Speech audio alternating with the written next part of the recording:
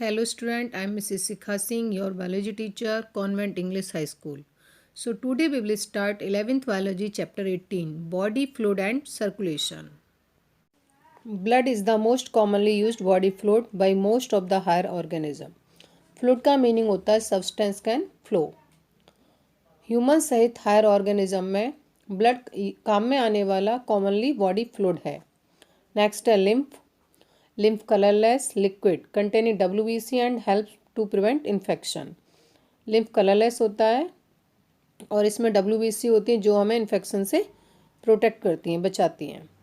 Another body fluid also help in the transport of certain substance like protein.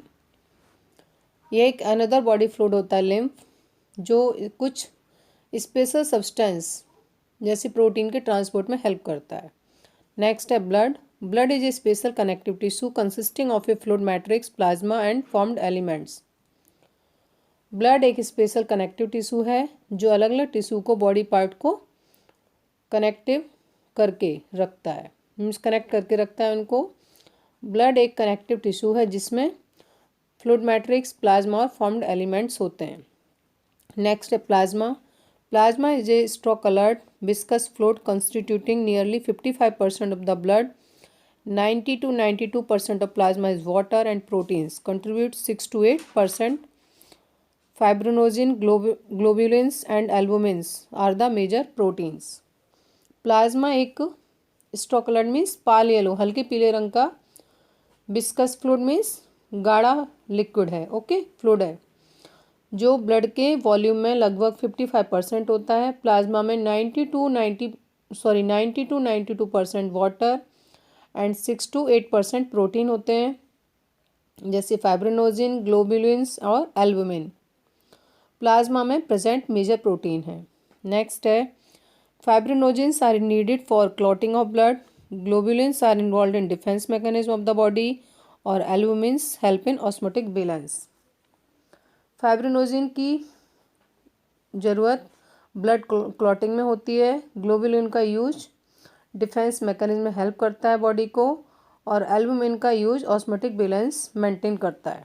Next है plasma also contains small amount of minerals like sodium, calcium, magnesium, SCO3, Cl etcetera, glucose, amino acid, lipids. Plasma में small amounts में minerals जैसे sodium, calcium, magnesium, HCO3, Cl आदि मिलते हैं और साथ में ग्लूकोज, अमीनो एसिड्स और लिपिड्स भी पाए जाते हैं. नेक्स्ट है formed elements. Erythrocytes, leucocytes and platelets are collectively called formed elements. Blood को बनाने वाले एलिमेंट्स. तो इरेथ्रोसाइट्स, ल्यूकोसाइट्स, प्लेटलेट्स ये सब मिलके फॉर्म्ड एलिमेंट्स बनाते हैं, मीन्स ब्लड में पाए जाते हैं. Erythrocytes or RBC are the most abundant of all the cells in blood. A healthy adult man has on average 5 million to 5.5 million of RBC of blood. RBC सभी sales में संख्या में अधिक होती है. एक हेल्दी ह्यूमन में ये लगभग 5 मिलियन से 5.5 मिलियन RBC होती हैं.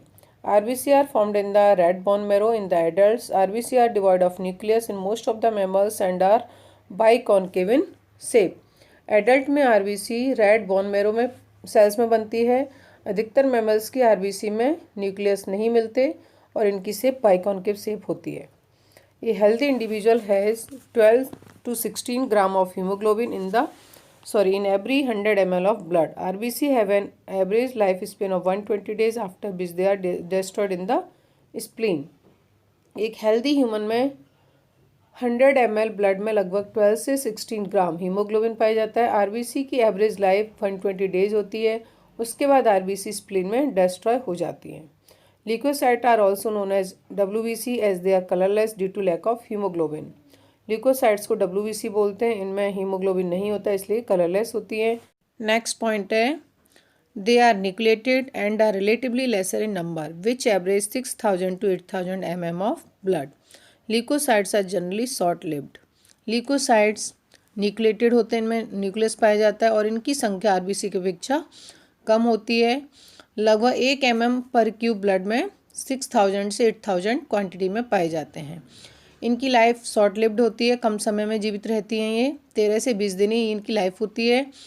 ये WBC ल्यूकोसाइट्स लिम्फेटिक सिस्टम में डिस्ट्रॉय हो जाती है. नेक्स्ट है neutrophils are the most abundant cells 60 to 65% of the total WBC and basophils are the least 0.5% to 1% among them. WBC sales में न्यूट्रोफिल्स नंबर में सबसे अधिक 60 से 65% और बेसोफिल्स नंबर में सबसे कम 0.5 to 1% होते हैं. Neutrophils and monocytes 6 to 8% are phagocytic cells which destroy foreign organism entering the body. Neutrophil और मोनोसाइट 6 to 8% फैगोसाइटिक सेल्स होती हैं जो अंदर एंटर करने वाले मीन्स बॉडी के अंदर जो भी बाहरी ऑर्गेनिज्म एंटर करेगा उसको वो डिस्ट्रॉय कर देती हैं. नेक्स्ट है basophil secrete histamine serotonin heparin etcetera and are involve in inflammatory reaction. Basophil histamine serotonin heparin etcetera का सिक्रेशन करती है और इन्फ्लामेटरी रिएक्शन में इन्वॉल्व होती है. मीन्स बेसोफिल्स इन सब का सिक्रेशन करती हैं, इनसे ये एलर्जिक रिएक्शन में इन्वॉल्व होती हैं. Eosinophils resist infection and are also associated with allergic reaction. Lymphocytes are of two major types B and T forms. Both B and T lymphocytes are responsible for immune response of the body. Eosinophils infection से protect करती है और allergic reaction में involve रहती है. Lymphocytes body में 20 से 25% पाई जाती हैं. ये टू टाइप्स की होती हैं B and T lymphocytes. B और टी दोनों टाइप्स की लिम्फोसाइट्स ह्यूमन बीइंग में इम्यून रेस्पॉन्स के लिए रेस्पॉन्सिबल होती हैं.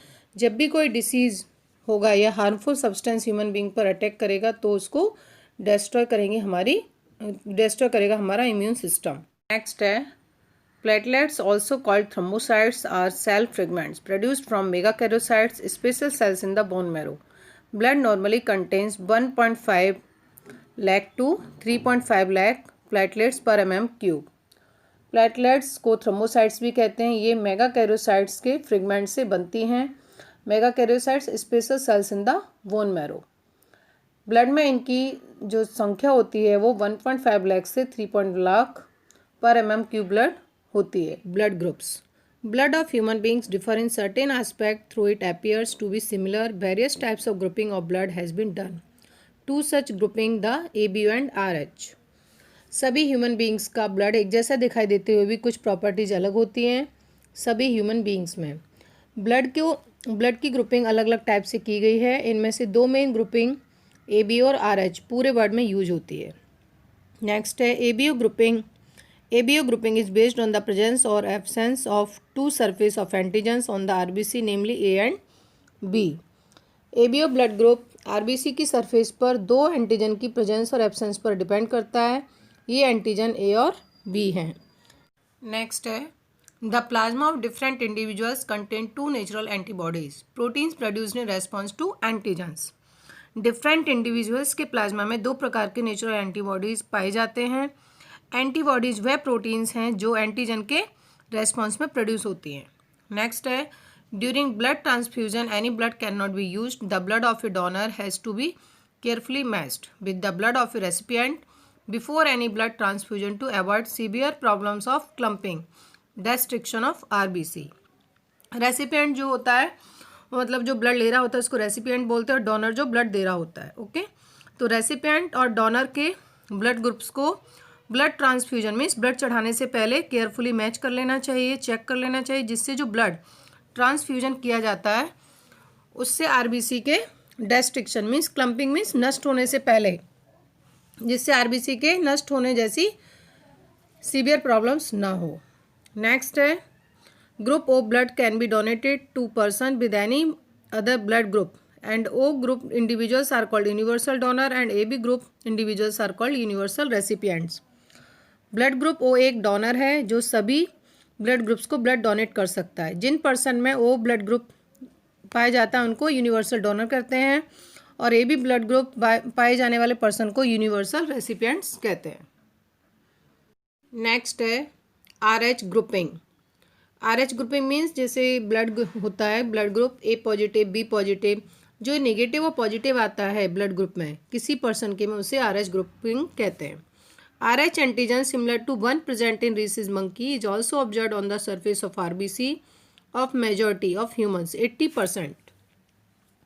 एक दूसरा एंटीजन RH है जो लगभग 80% ह्यूमन के RBC के सरफेस पर पाया जाता है और ये RH एंटीजन रिसीज मंकी में पाए जाने वाला एंटीजन है। Such individuals are called RH positive and those in whom this antigen is absent are called RH negative. ऐसे इंडिविजुअल्स का जिनमें RH एंटीजन होता है उनको RH पॉजिटिव कहते हैं और जिनमें यह RH एंटीजन नहीं होता उसे RH नेगेटिव कहते हैं। During the delivery of the first child there is a possibility to exposure of the maternal blood to small amounts of RH positive blood from the foetus. First delivery के time mother के RH negative blood child के RH positive blood के साथ में आने की possibility रहती है। नेक्स्ट है, in case of her subsequent pregnancy the RH antibodies from the mother can leak into the blood of the fetus and destroy the fetal RBC। ऐसे केस में मदर के ब्लड में RH एंटीबॉडीज़ बनना start हो जाती हैं और यदि बाद में जो दूसरी प्रेगनेंसी होती है तो ब्लड से RH नेगेटिव फीटस के ब्लड RH पॉजिटिव में RH एंटीबॉडीज़ लीक हो सकते हैं और इससे फीटल की RBC डिस्ट्रॉय हो सकती हैं। नेक्स्ट है, this could be fatal to the fetus or could cause severe anemia and jaundice to the baby. This condition is called erythroblastosis fetalis। यह फीटस के लिए फैटल हो सकता है, जानलेवा हो सकता है और बेबी में एनीमिया और जॉन्डिस जैसी बीमारी हो सकती है। ऐसी कंडीशन को इराथ्रोब्लास्टोसिस फिटेलिस कहते हैं। नेक्स्ट है topic, coagulation of blood means blood का क्लॉट होना, जमना। Blood exhibits coagulation or clotting response to an injury or trauma. This is a mechanism to prevent excessive loss of blood from the body. किसी person को चोट लगने पर कुछ time बाद ब्लड की क्लॉटिंग हो जाती है, कोएगुलेशन होता है, ब्लड गाढ़ा होने लगता है। यह कोएगुलेशन की मैकेनिज्म बॉडी से बाहर एक्सेसिव लॉस ऑफ ब्लड को रोकती है, मीन्स ब्लड को ज़्यादा बहने से रोक के रखती है।